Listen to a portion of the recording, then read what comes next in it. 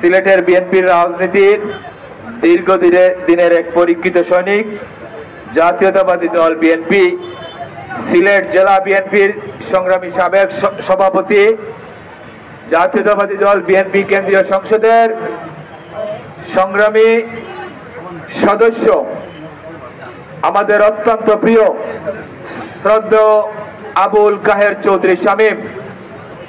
আবুল কাহের চৌধুরী শামীম এখানে বিশেষ অতিথি হিসাবে উপস্থিত। এই মাটি ও মানুষের সাথে যিনি ওতপ্রোতভাবে সম্পৃক্ততা রেখে দীর্ঘ 2 যুগেরও বেশি সময় আপনাদের দুঃখের সুখে প্রতিনিধিত্ব করে আসছেন, আপনাদের দুঃখ সুখের কাণ্ডারি, আমাদের অত্যন্ত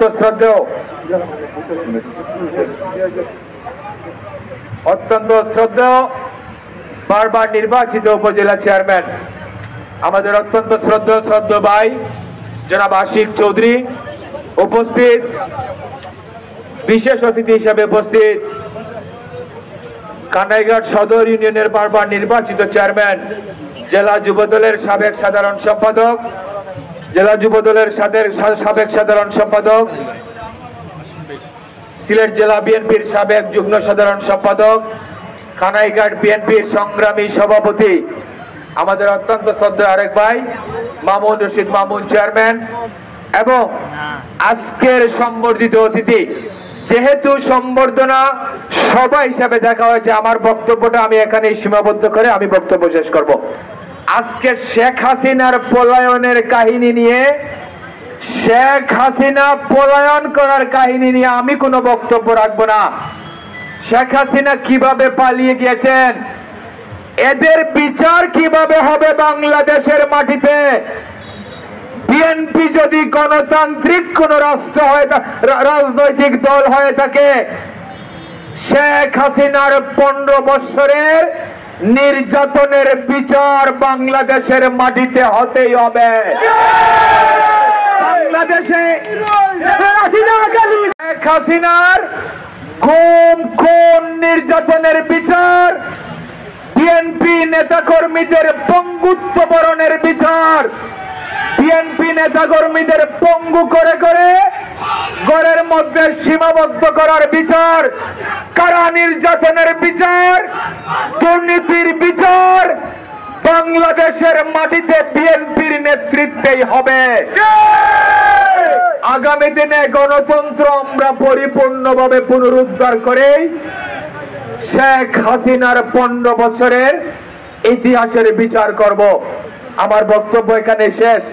ফারুক ভাই আমাদের অত্যন্ত শ্রদ্ধেয় এক সহযোদ্ধা।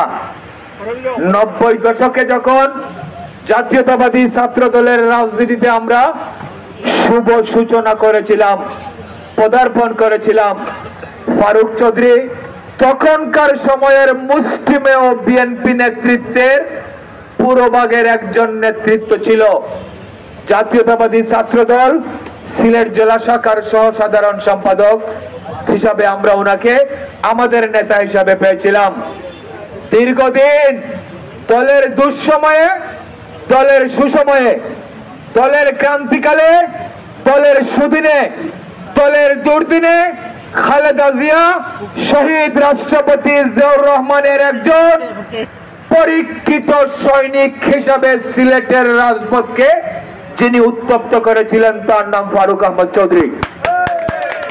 আমরা তার পিছু পিছু তার নেতৃত্বের প্রতি শ্রদ্ধাশীল হয়ে নেতৃত্বের প্রতি অবিচল আস্থা রেখে আমরা দীর্ঘদিন তার নেতৃত্বে সিলেটের রাজপথে তখন মুষ্টিমেয় কয়েকজন ছাত্রদল নেতা কর্মী নিয়ে আমরা রাজনীতি করার সৌভাগ্য হয়েছিল।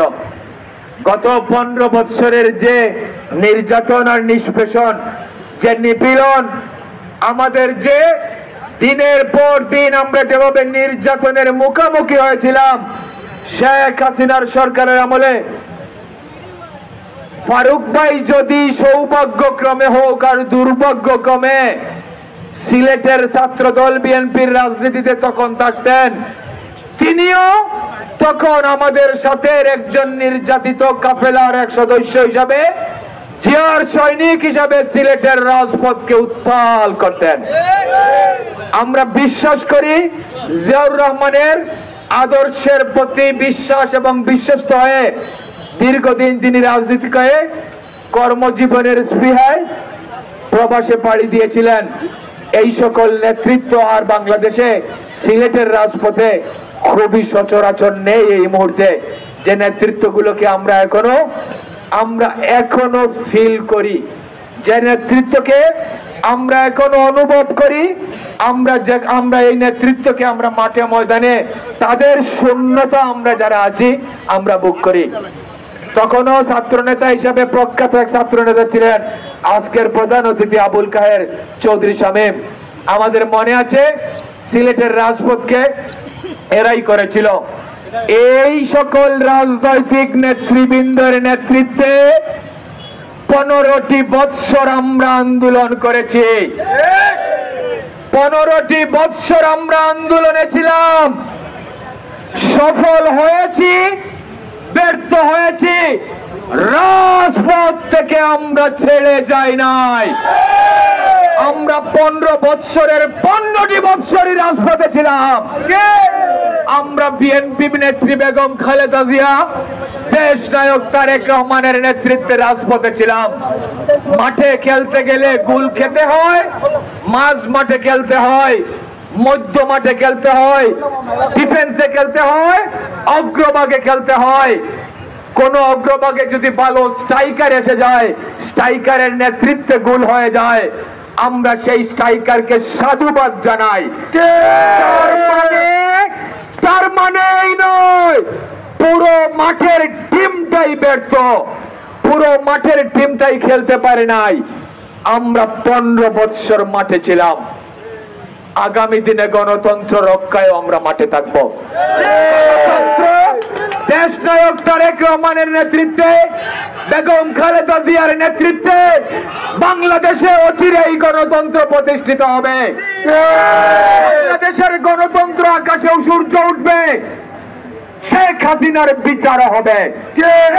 তার নিয়ে যারা টালবাহানা করেন, আর যে সকল মানুষরা এমপি মন্ত্রী হতে শেখ হাসিনার আঁচলের নিচে টুপি খুলে আঁচলের নিচে স্থান করে নিয়ে এমপি হয়েছেন, তাদের বিচারও বাংলাদেশের মাটিতে হতে হবে।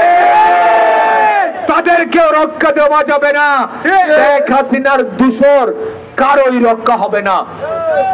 দেশ নেত্রী বেগম খালেদা জিয়ার নেতৃত্বে এই গণতন্ত্রকে আমরা এগিয়ে নিতে চাই। আপনাদের সাথে আবারও দেখা হবে, আবারও কথা হবে। সবাইকে ধন্যবাদ। খুদা হাফেজ। বাংলাদেশ জিন্দাবাদ, জাতীয়তাবাদী দল বিএনপি জিন্দাবাদ, শহীদ অমর হোক দেশ নেত্রী বেগম খালেদা জিয়া জিন্দাবাদ, তারুণ্যের অহংকার দেশ নায়ক তারেক রহমান জিন্দাবাদ, জিন্দাবাদ।